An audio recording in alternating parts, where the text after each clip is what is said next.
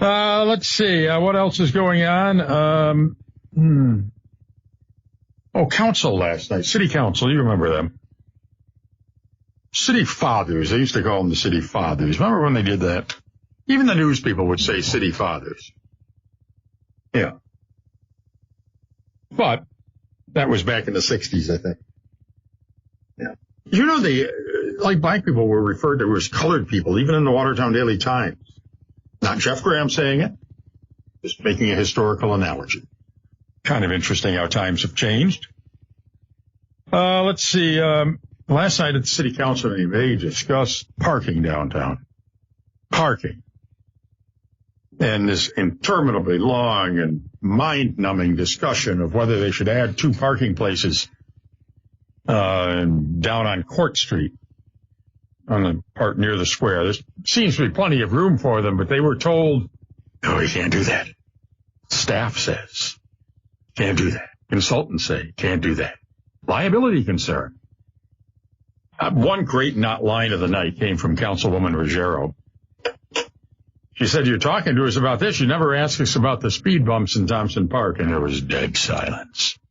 Because the cone of silence has descended over that issue at City Hall. They're not supposed to talk about it. Whatever. And let's see. The other thing that came up last night. What was it? Oh, it was kind of an aside, but I caught it because I'm perceptive. I'm a former newsman, widely discredited now, and with cognitive difficulties, but I caught this. They were talking about reintroducing paid parking downtown. I thought, meters? I got rid of those meters back in the 90s. I'm the culprit. Yep. Well, I pushed the issue. The council ultimately had to vote on it. But now they're talking about you've seen them in some places where there's like a kiosk and you put your credit card in, issues you a ticket, and then you put that on your dash. And if they're going around looking at cars, if you've got it on your dash, you're okay. If not, you're going to get ticketed. I thought, man, is there news there that they are actually talking about introducing paid parking? I thought we got rid of it, and with good reason. With good reason. Now, they've eliminated parking places down. Remember when they put the planters in front of Key Bank? And go to, Jake, his bowels were in an uproar over that. But anyway, I don't think we need paid parking. I don't think we need to buy gadgets or anything else. But we'll see. They also talk about the trash service and some changes they're going to make.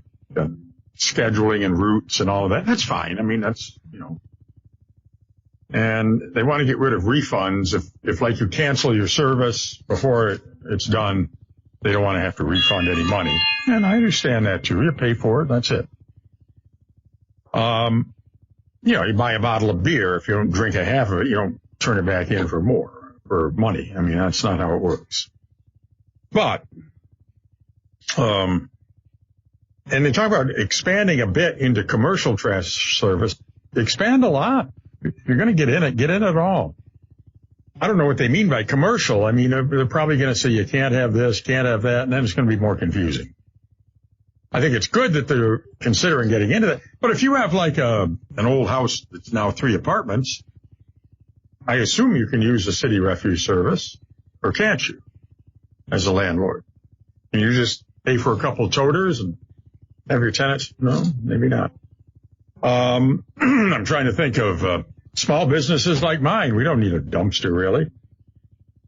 But they'd probably say, no, we can't do that. And then you got the whole recycling issue, and that was laid bare last night. Councilman Olney actually pointed it out, but they covered up for him when he talked about, well, people don't really recycle this stuff. It just goes to the landfill. And why are we, I'm paraphrasing here, but why are we perpetuating this myth that there is recycling when there really isn't? And that's true. And then there was another revelation last night. Again, I think it went zoom right over the head of the legacy media. But they were talking about a couple of trash trucks that they got on order. Now, remember when Trump got a trash truck for his campaign? He got that within hours. But they say, it takes 2 to 3 years order time. Oh, okay. Can't believe you can't buy a trash truck off the lot somewhere in this country. Somewhere. So anyway, they had budgeted $300,000 for each of these trash trucks. Well, now we understand it's got to be $360,000, and nobody questioned this. And the explanation was, well, these are recycling trucks. Because we do this curbside separation, there's only one place that makes these trucks, and they cost more. So we're paying more for this curbside stuff. It never really gets recycled. It all goes into a pile. It's a big hoax. We're going to pay more for the trucks. Because why don't they make them? Because nobody else does it that way. I don't know why because the county takes our recycling for free. I don't understand any of it anymore.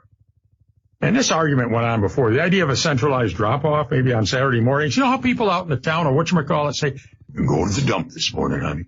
And they go there and socialize and all of that stuff. Yeah, that's a big social thing out in the towns.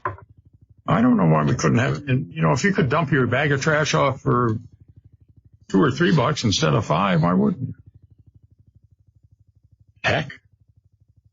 I think somebody who's got some initiative would set up maybe a empty lot, not in an isolated area, but have 3 or 4 big dumpsters, 30-yard dumpsters, and just say, hey, on Saturday you should come on over here for $2. You can put your bag in, make some money.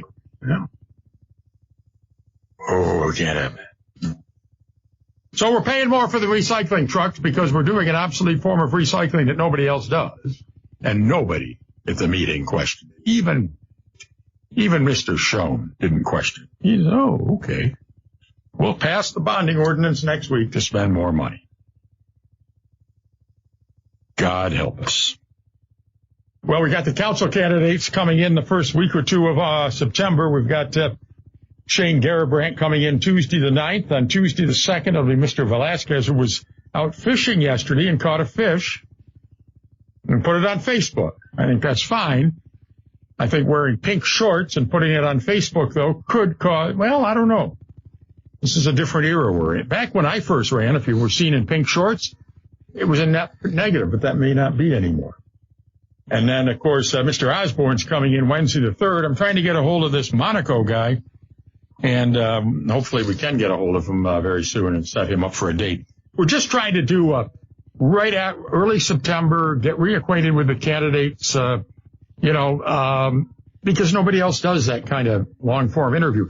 There are a lot of people who think I'm terrible, that I ask bad questions, I dominate the discussion, I do a lot. They hate it, but they listen anyway.